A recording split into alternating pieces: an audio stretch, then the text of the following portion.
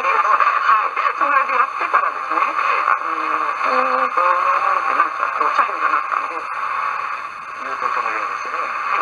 そして着々と親密な方だったんですね。そうなんですね。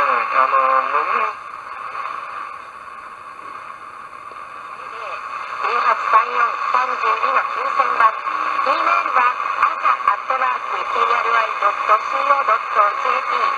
ASA です。asa@kri.co.jp で最近からおばあちゃんがやっぱりちょっと変な顔して、そうですか。片方が歌を和歌を読む、片方は言語の